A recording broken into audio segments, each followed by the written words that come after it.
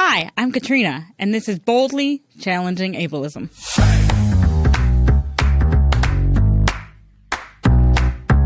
I'm your host, Katrina Simons. I'm the Community Program Specialist at the Institute on Community Integration at the University of Minnesota. This program explores various topics that impact people with disabilities in our community.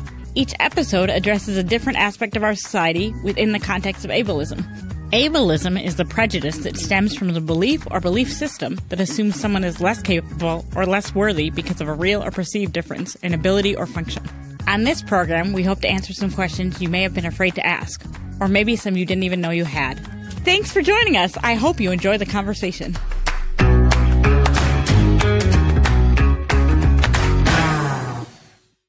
Welcome back, everyone. Thanks for coming back, Kathy. Today we're going to talk about, we're going to do part 2 of our waiver series. It's a 2-part series. Today we're going to talk about something called Waiver Reimagined. So if you didn't listen to part 1, which was last week, and you don't know what a waiver is, you might want to go back because this part will make a lot more sense. But maybe you want to do it on hard mode. I don't know. It's up to you. But this conversation will make a lot more sense if you know what a waiver is. So if you don't, go back and listen to part 1 if you want to. Thanks so much, Kathy, for being with us here today. Can you just give us a little recap on who you are in case we have people listening to part 2 that didn't listen to part 1? Yes. So thank you for having me. I appreciate it very much. My name's Kathy Ware. I have a 30-year-old son that has a gene deletion called MEF2C haploinsufficiency syndrome. I have been a registered nurse for 25 years. I've worked as a waiver case manager and now a certified assessor.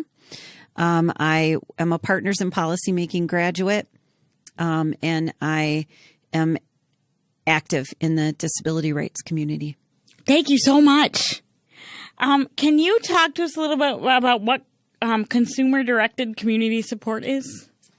Consumer direction is just a self-directed program. So, and you can have any of the waivers and use self-direction or CDCS under any of the waivers. So you're on a waiver and then you select self-direction. Okay, and that's right now. That we don't have to wait for the waiver for CFSS or for a waiver reimagined to happen. Correct. We can have that right now. Yes. Okay. What are some of the drawbacks to consumer-directed community support or CDCS? The low budgets. Mm-hmm. Thank you. And how much lower are they? If you were on, let's say, a caddy waiver, for instance, and you're on a traditional caddy waiver, the budgets can be, over $200,000 a year, $300,000 a year based on the person's needs and level of care, and what they get approved for. And then the same person on a caddy waiver for CDCS, their budget would be significantly lower than that. Okay. Are you comfortable giving us a range of how much lower or not really? It would depend on the case mix of the person, their level of care, but $50,000, $60,000 a year as a base budget. Okay. So, can you tell us what a case mix is? So case mix is when your Min Choices assessor comes in and does the assessment, goes through all your activities of daily living and all your care needs. At the end of that assessment, the tool tells you what that person's case mix is based on the assessment process. Okay. And the person themselves or the person that is their guardian or the person who is acting in their interest, if it's not the person themselves, like if the person needs more support, then that is not allowed to see the case mix, correct? Oh, no. Anybody can see the person with disabilities, their legal guardian, anybody can know what their case mix is. Okay. And do they know to ask for it usually? It should come on their documents that they get from the case manager and from the assessor. So you are supposed to have that information. And if you don't, you can always request that they send that to you. Okay. And when you request that they send it to you, do you call the person back that came to do your assessment? Or do you call the county, or who do you call? You would call the person that did your assessment. Okay. I'm asking because a lot of adults who are their own guardians and generally do that, are in charge of their own processes and things like that for that type of situation, they sometimes don't know what a case mix is, and then they get confused, and then they look for it and they can't find it. So it should be on the document that you get. Yes. And either your case manager or the Min Choices assessor, either of them can give you all that information. Not hard to find, not hard to get for you. They can email you those documents or they can send them in the mail. And in fact, they're required to. Okay. And for those same people, are they allowed to see their Min Choices assessment? Yes. Okay. Yep. You can request copies. Officially, they will send you 2 of the documents that come from the assessment. But if you want more than that, you can request all of the documents. So you can have like all the data that they took on you. Correct. Okay. Yep. So just in case you find yourself in that situation, there you go. You can have all your data. Yep. Okay. Can you tell us what Waiver Reimagine is? So Waiver Reimagine, the legislature put in to restructure the waivers from the system that it is now into a 2-waiver system. And that started before 2018. And so then DHS has been working on restructuring the Minnesota waiver program to look different and be different. Okay. And do you think a new system is needed, or do you think we should just fix the old system?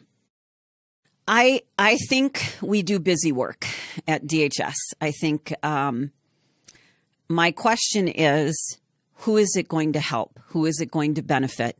Is there one person's life that you can show me from either Min Choices 2.0 or Waiver Reimagine that this will improve their lives to be more included, more integrated, living more in their own home than a 4-person group home? I need to see that would be the outcome, and I don't see that as being the outcome. I see us spending millions and millions of dollars with that. Should be the outcome. It should be that we're creating a better environment for people with disabilities, and I don't see that as happening. Okay. And why do you think we're moving to a two waiver system? DHS paid consultants a lot of money to come in and review our system and give them recommendations. And so they went on these recommendations of a 2-waiver system based on where the person lives, in a congregate setting or in their own home. That's what the consultants said that DHS should do in Minnesota. Okay. And they had done this in other states prior. Yes, they had done this assessment process for other states and sort of come up with the same recommendations. Okay. And why do you think that those are always the recommendations they come up with? I'm not sure. I'm not sure. You know, they're paid the big bucks to come up with those determinations, and I'm not sure. Okay. Okay. So when a change like this happens or is set to happen, comment periods are legally mandated. They're a legally mandated part of the process by the federal government. Do you think that legal mandate was followed here when they were planning for Waiver Reimagine? I don't think initially that it was. I got involved early on because they had it on the website, and who has time to go read 400-page documents? Not a lot of us, right? And so reading through and looking at what the individualized self-directed budgets would be under the new program, I knew that there was going to be huge problems, especially for people with physical disabilities, to be able to stay in their own homes. And so that was very, it was urgent to me. So I put a lot of time and effort into trying to talk to DHS and figure out what was going on and how to stop that from happening. So I've been writing letters, talking to DHS, talking to my legislators about it since 2018.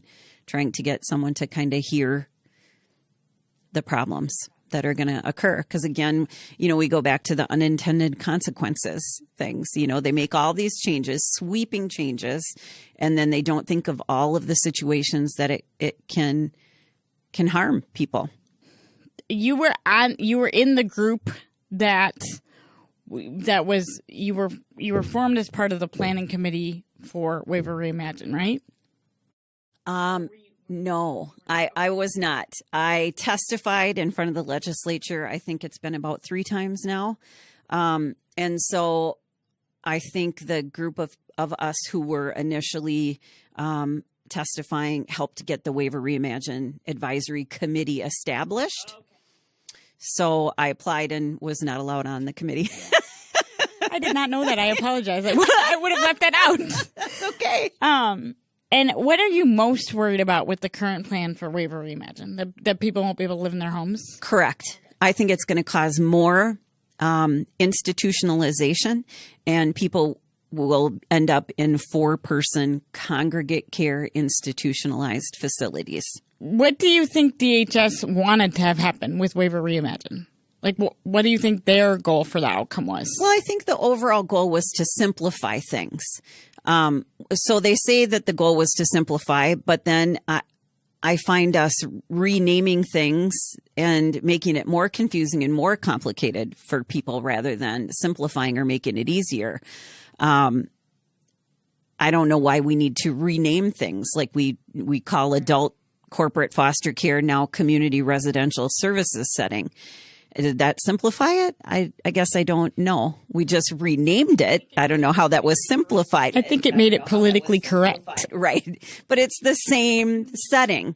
Didn't change the setting. We just changed the name of the service. We didn't change the service. We just changed the name.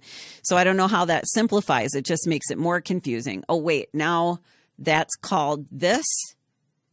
And how does that help me or help a person? Or even if it doesn't help me, how does it help anyone? Correct. Right. Do you think that DHS thought that simplifying it would make people's lives easier, or do you think it was more of a money thing? I don't know for sure. I think they come in and they say, well, we're going to simplify things, and you get all these people on committees and different employed positions at DHS, and they just come up with new things, new strategies, new names. But again, I'm not necessarily focused on that. I'm focused on the outcome. Right. What is the outcome of all the things that we're doing? Min Choices 2.0, Waiver Reimagine.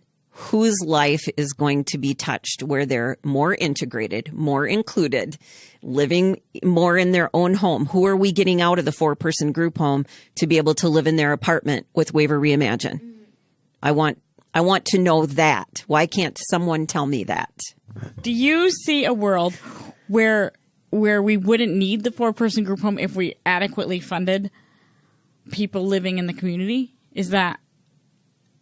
Do you see that? I know that's like all of our dreams. Correct. Do you see that actually coming to pass? I think it can come to pass much more than it is today. Okay. Yes, I do. We can make progress. I think so. I have a lot of other parent friends, and our kids are older now. My son is 30. I have other friends whose kids are in their 30s, 40s.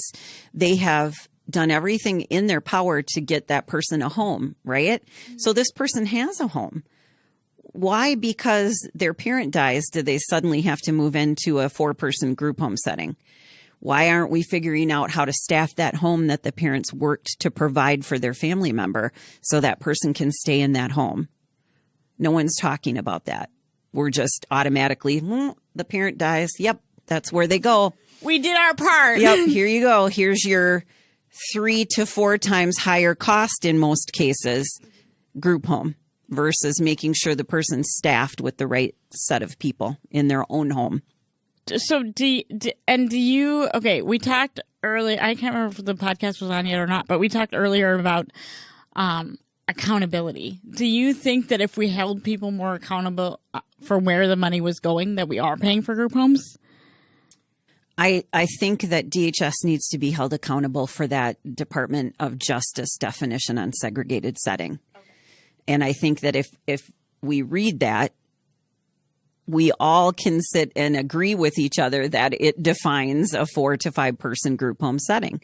That is a segregated setting. It's not an integrated or inclusive setting under any circumstance. Now, some people may want to be there, and if that's where they want to be, then that's they should have that as an option, right?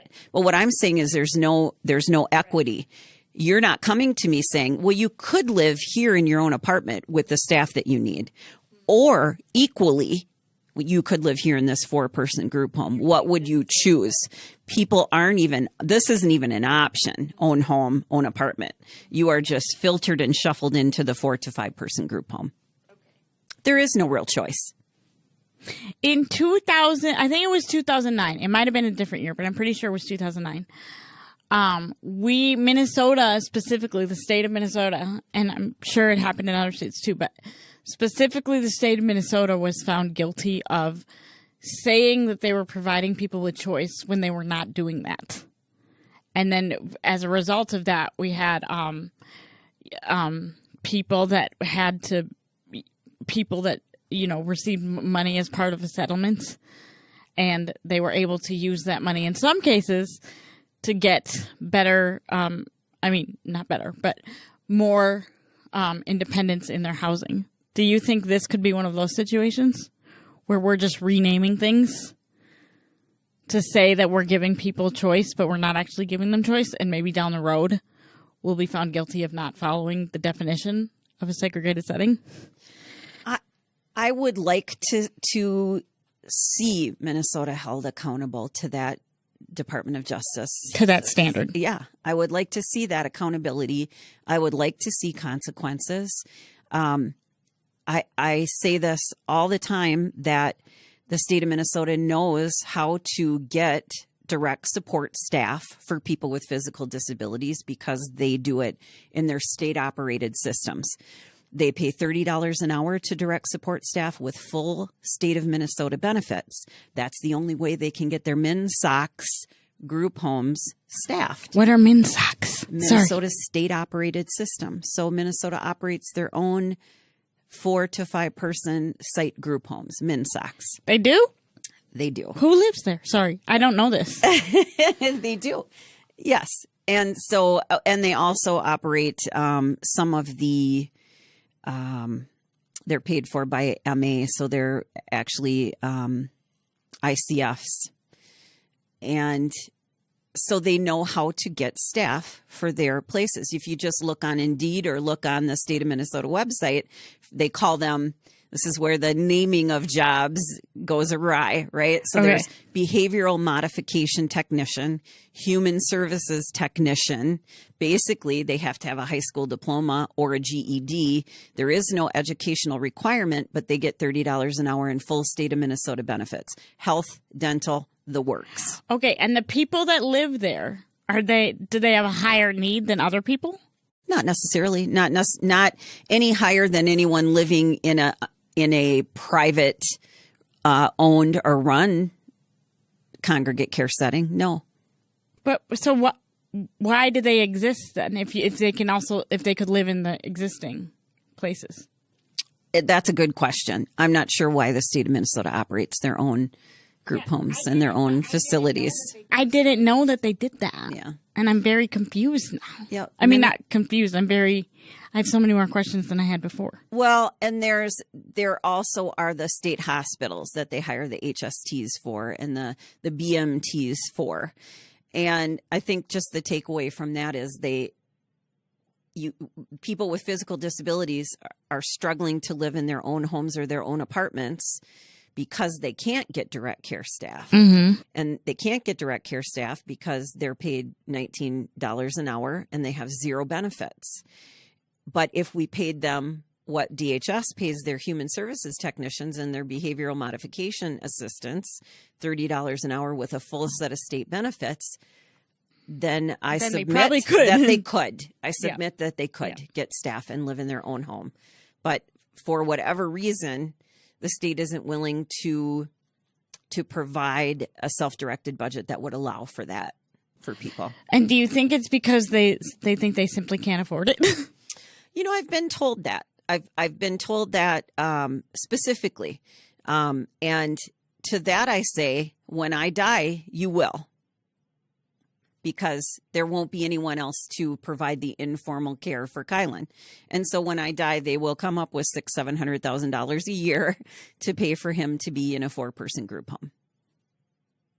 And then, but the money will not go towards Kylan's quality of life. The money will go to somewhere else, and He we will don't know sit where it in will front go. of the television and not leave the group home except maybe for a doctor's appointment. And he'll probably die of a bowel obstruction within 6 months or a pressure ulcer. And that's the truth that nobody is willing to say. That's really sad. It's very sad. It's heartbreaking. It's heartbreaking. I live with that every day, and I think I've got to live till I'm 90.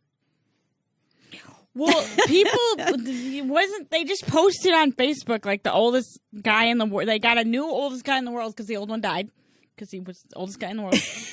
So maybe, and he's like 116. So you have good odds.